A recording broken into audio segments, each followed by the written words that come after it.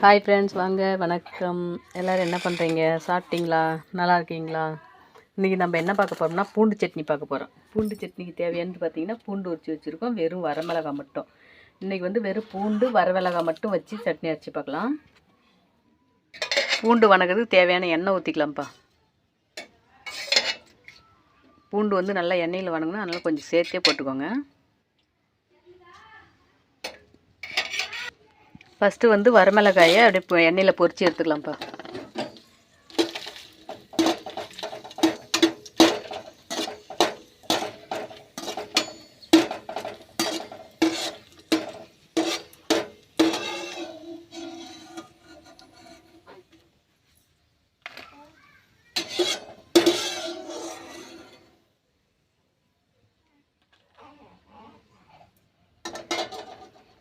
அடுத்து வந்து பூண்டு கொட்டிக்கலாம்ப்பா.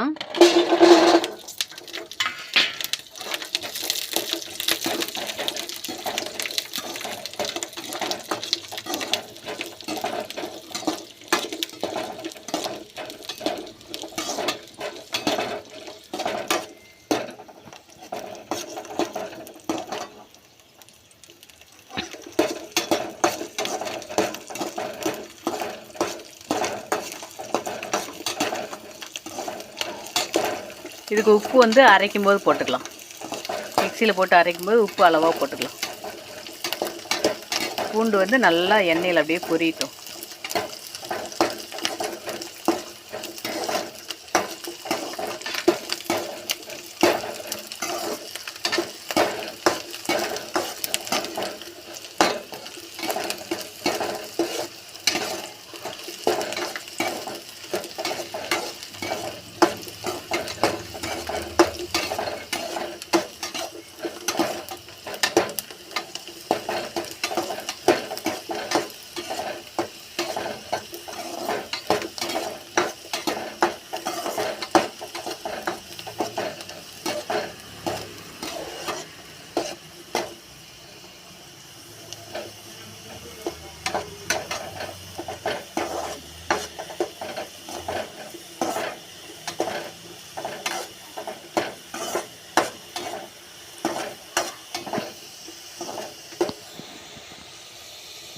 பூண்டு வந்து நல்லா செவந்துடுச்சு, போதும், எடுத்துடலாம். அடுப்பு ஆஃப் பண்ணிவிட்டு பூண்டு அப்படியே எண்ணெயிலேருந்து எடுத்துடலாம். ஏன்னா இதிலே அப்படியே தாளித்து விட்டுக்கலாம். தாளித்து விடும்போது இதிலே எண்ணெய் தாளித்து விட்டுக்கலாம்.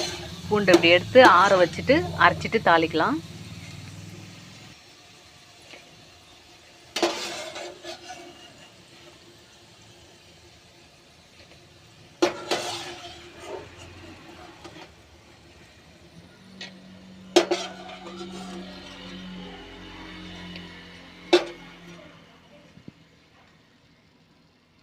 இப்போ தக்காளி இதிலே வணக்கிக்கலாம். நான் தக்காளி தனியாக வடச்சட்டியில் வணக்கலான்னு பார்த்தேன், வேண்டாம், என்னத்துக்கு ரெண்டு வேலைன்ட்டு இதிலே வணக்கலாம். பூண்டலிட்டு இதிலே சட்னி தாளிச்சிக்கலான்னு பார்த்தேன்.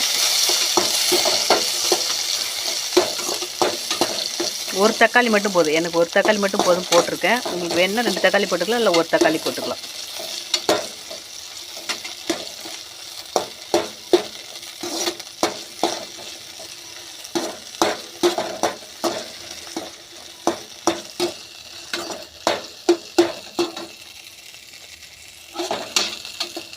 தக்காளி வந்து ரொம்ப வணங்கணுன்றதில்ல, சும்மா கொஞ்ச நேரம் அப்படியே எண்ணெயில் பொரிஞ்சால் போதும்.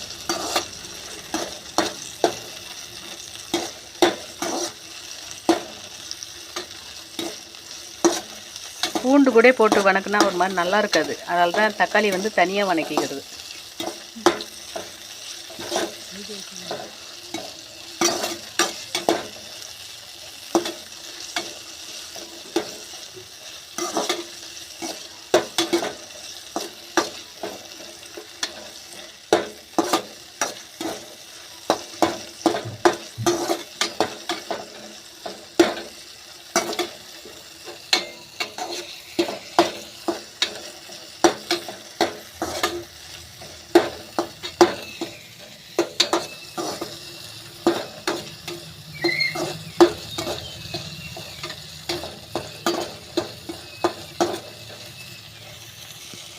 போதும், பார்த்துட்டு பாருங்கள், ஓரளவுக்கு வணங்கிட்டு போதும். அரைக்கும் போது உப்பு போட்டுக்கலாம். வாங்கப்பா சட்னி தாளிக்கலாம். சட்னி அரைச்சிட்டேன். அடுப்பத்தை வச்சு வடை சட்டி நல்லா சூடு ஏறிடுச்சு. தாளிப்புக்கு தேவையான கொஞ்சம் எண்ணெய் ஊற்றிக்கலாம். நான் வேறு ஒரு கணக்கு போட்டேன். சின்ன வடை சட்டியில் செஞ்சுக்கலாம், அழகாக கொஞ்சம் பூண்டு தானே அப்படின்னு நினச்சேன். அப்புறம் பார்த்திங்கன்னா பாவக்காய் குழம்பு அதில் நைட்டு சூடு பண்ண அப்படியே இருக்குது. சரி, இதில் நான் எப்பயுமே பூண்டு கூட தக்காளி வணக்கவே மாட்டேன் ஒட்டுக்கா. சரி, தனியாக இதில் வந்து பூண்டும் மிளகாயும் வதக்கிட்டு அந்த சின்ன வடைச்சட்டியில் தக்காளி வதக்கலாம் அப்படின்னு கணக்கு பண்ணேன். அப்புறம் பார்த்திங்கன்னா சரி, அது ஒரு பாத்திரத்தில் நின்று சூடு ஏற்றலை. அது சூடு பண்ணிங்கன்னா அது திரும்ப வேறு கொட்டிட்டு சூடு பண்ணணும். எதுக்கு 2 வேலை, இதிலே தாளிச்சிக்கலாம் அப்படின்னு தான் அந்த தக்காளி இதிலே வதக்கிட்டேன். உண்மையாகவே சமையல்லாம் வந்து நல்லா வீடியோவுக்கு சமைக்கணும் அப்படின்னாக்கா நல்ல பாத்திரம் இருக்கணும், சௌரியமான பாத்திரம் இருக்கணும். இப்போ வந்து நம்ம அம்மா வீட்டில் இருக்கிறதால அந்தளவுக்கு அதிக பாத்திரம் இல்லை. பாப்பா வீட்டில் இல்லை, இப்போ எங்கள் அம்மா வீட்டுக்கு வந்துட்டேன். எண்ணெய் நல்லா சூடு ஏறிடுச்சுப்பா. கடுகு போட்டுக்கலாம்.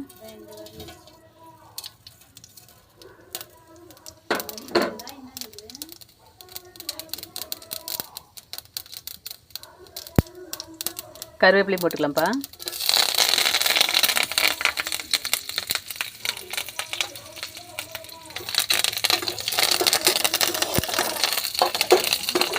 எனக்கு ஃபஸ்ட்டு இந்த வடை சட்டியே பிடிக்கல. எங்கள் ஊர்லாம் பாருங்கள் 4 கிலோ தக்காளி 50 ரூபாயாம். சட்னி கொட்டிக்கலாம்ப்பா.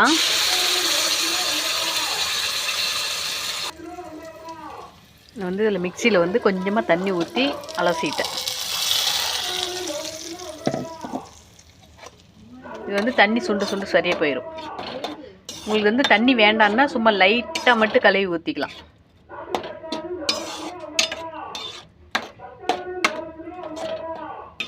இப்போ இந்த சட்னியில் பார்த்தீங்களா 3 பேர் 4 பேர் சாப்பிட்லாம். தாராளமாக வந்து 4 பேர் சாப்பிட்லாம். 5 பேரும் சாப்பிட்லாம். நம்ம சாப்பிட்றத பொறுத்து இருக்குது. தாராளமாக தொட்டு சாப்பிட்றது இருக்குது. பூண்டு சட்னி வந்து லைட்டாக தொட்டு சாப்பிட்றவங்களும் இருக்காங்க. அதுமாரி சாப்பிட்றாங்கன்னா 5 பேர் சாப்பிட்லாம். நான் பூண்டு சட்னிலாம் வந்து அடிக்கடி செய்வேன். பூண்டு சட்னி, தக்காளி சட்னி இருந்தால் மட்டும் தான் நான் இட்லி தோசையே, இல்லைன்னா குருமா. இது 3 தான் இட்லி தோசைக்கு.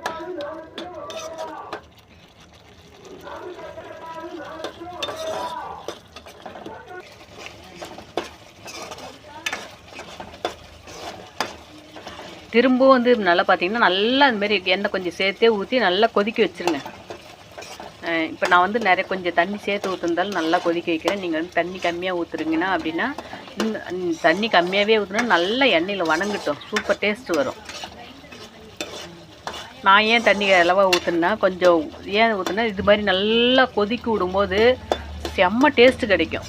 நான் ஒரு டைம் செஞ்சுருந்தேன், அதால் தான் சரி வீடியோவுக்கு அதேமாரி செஞ்சுக்கலாம் அப்படின்ட்டு போட்டேன். இந்த தண்ணி சுண்ட பார்த்தீங்கன்னா நல்லாயிருக்கும், டேஸ்ட்டு சூப்பராக இருக்கும். அதே கெட்டியாக இருந்தால் இவ்வளோ நேரம் வச்சுக்க முடியாது, அடி பிடிச்சிக்கும். அதனால தான் தண்ணி கொஞ்சம் சேர்த்து ஊற்றினேன். இதே பார்த்திங்கன்னா இந்த பூண்டு, வரமிளகாய், தக்காளி பச்சையாகவே மிக்சியில் போட்டு அடிச்சுட்டு உப்பு போட்டு, நான் வந்து அரைக்கும் போதே உப்பு போட்டுக்கிட்டேன். நீங்கள் அரைக்கும் போது உப்பு போட்டுக்கோங்க. பச்சையாகவே அடிச்சுட்டு எண்ணெய் நிறையா ஊற்றி கடுகு கருவேப்பிலை போட்டு அதில் கொட்டி அது இன்னும் நல்லா வணங்க. அது சிரமம், அது வந்து கொஞ்சம் லைட்டாக பச்சை வாடையும் வரும். அதுமாரி செய்யாதீங்க. நான் ஏற்கனவே அதுமாரி செஞ்சு பார்த்துட்டேன். சரி அதுமாரி வீடியோவில் போடக்கூடாதுன்னா போடல. நான் அதுமாரி பச்சையாக அரைச்சி செஞ்சு பார்க்கலாம், டிஃப்ரெண்ட்டாக இருக்கட்டும். எங்கள் அண்ணி அதுமாரி செய்வாங்க, பச்சையாக அரைச்சிட்டு தாளிச்சிப்பாங்க. எனக்கு வந்து அந்த டேஸ்ட்டு பிடிக்கல. என்னன்னாலும் பூண்டு வந்து எண்ணெயில் வணக்கிட்டு அரைச்சோம்னா அந்த பச்சை வாடை வரல. அப்படி நம்ம வந்து பச்சையாக அரைச்சிட்டு தாளிச்சோம்னா அந்த பச்சை வாடை வருது. பார்த்திங்களா எவ்வளோ இருந்தது, தண்ணி சுண்ட கம்மியாக போயிடுச்சு. பார்த்திங்களா டேஸ்ட்டு வரும், நல்லாயிருக்கும், சூப்பராக இருக்கும். அது நான் செஞ்சு பார்த்தேன். பூண்டு வந்து பச்சை வாடை வருதுங்களா, அதனால் நான் பச்சையாக வேணாம், இதுமாரி எண்ணெயில் வணக்கிட்டே செஞ்சுக்கலாம் அப்படின்னா செஞ்சு. நீங்கள் வந்து சும்மா ஒரு தக்காளி மட்டும் போட்டுக்கோங்க, சரிங்களா. தக்காளி போடாமல் நல்லா இல்லை. நான் அதையும் நான் ஒரு டைம் செஞ்சு பார்த்தேன். எங்கள் அண்ணியும் செய்கிறாங்க, அவங்களுக்கு எப்படி அந்த டேஸ்ட்டு பிடிக்குதான்னு தெரில. தக்காளி போடாமல் செஞ்சாங்க, எனக்கு பிடிக்கல அந்த தக்காளி போடாமல். காரம் பயங்கரமான காரம், பூண்டு காரமே ஒரு மாதிரி இது. அதனால தான் நான் தக்காளி ஒரே தக்காளி போட்டுடுது. அதுமாதிரி தக்காளி வந்து நீங்கள் தனியாக வணக்கிக்கோங்க, இல்லைன்னா பூண்டு அள்ளி வச்சு இப்போ இதுமாரி என்ன மாதிரி பூண்டு அள்ளி வச்சுட்டு வணக்கிக்கோங்க. பாருங்கள் தண்ணி இல்லாமல் சுண்டி வச்சிங்களா, அந்த தண்ணி சுண்டு பார்த்திங்கன்னா சட்னி வந்து டேஸ்ட்டு கிடைக்கும். நமக்கு கொஞ்சம் ஒரு 5 நிமிஷம் 10 நிமிஷம் நீங்கள் ஒரு அர்ஜென்ட்டாக வேணும் அப்படின்னா தண்ணி ஊற்ற தேவையில்ல, அப்படியே சும்மா கொட்டி தாளிச்சுட்டு ஒரு 4 கலரி இறக்கி எடுத்து வச்சு சாப்பிட்டு வேலைக்கு போகிறவங்க போகலாம். நாம் வீட்டில் இருக்கிறதால இப்படி செஞ்சால் நல்லா இருக்குன்றதுக்காக நான் வீடியோ போடுறேன்.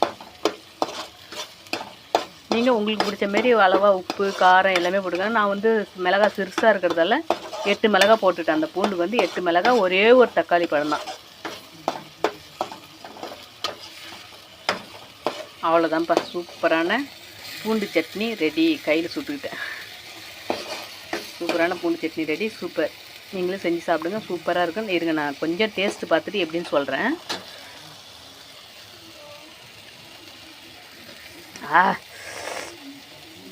வேணாம்ப்பா, 7 மிளகா வேணாம், 8 மிளகா வச்சா, சாரி 8 மிளகா வேணாம், 7 மிளகா வச்சுக்கோங்க. காரம் காரம் அல்லது தக்காளி போட்டுமோ, நான் வந்து 8 மிளகா போட்டேன் பார்த்தீங்களா. நீங்கள் 7 மிளகா 6 மிளகா வச்சுக்கோங்க. காரம் கம்மியாக சாப்பிட்றவங்களா இருந்தால் 6 வச்சுக்கோங்க. கொஞ்சம் தூக்கலாக சாப்பிட்றவங்களா இருந்தால் 7 வச்சுக்கோங்க. அதுக்கு மேலே காரம் தூக்கலாக சாப்பிட்றவங்க யாரும் இருக்க மாட்டீங்க, சரிங்களா. போதும், கரெக்டான அளவு வந்து 7 மிளகா. நான் 8 மிளகா வச்சுருந்தேன், 7 மிளகா வச்சுக்கோங்க, சரிங்களா. காரம் சூப்பர் காரம். வேறு என் பிள்ளை வேறு குழந்த பத்த பிள்ளை என்ன பண்ண முடியல இல்லை, அவள் காரம் தான் சாப்பிட்டுக்குவான். என்ன ஒரு நேரம் சாப்பிட்றதானே, ஒன்றும் பிரச்சனை இல்லை. சரிப்பா, சூப்பராக செஞ்சு சாப்பிடுங்க, அருமையான டேஸ்ட்டு. முடிஞ்சால் நீங்கள் வந்துட்டு வெங்காயம் சாரி பூண்டு, வரமிளகாய், தக்காளி 3 பச்சையாக அரைச்சிட்டு வேணால் ஒரு டைம் செஞ்சு பாருங்கள். ஆனால் அரைச்சிட்ட பிறகு அந்த அரைச்சி தாளிக்கிறீங்களா, அதில் நிறையா எண்ணெய் ஊற்றணும். நிறையா எண்ணெய் ஊற்றி நல்லா சுண்டை வச்சு சாப்பிட்டு பாருங்கள், டேஸ்ட் எப்படி இதுன்னு பார்ப்போம். நானும் ஒரு நாளைக்கு அது மாதிரி செய்கிறேன். பச்சையாகவே அரைச்சி எப்படி தாளிக்கிறதுன்னு பார்க்கலாம். ஓகேப்பா, பாய்.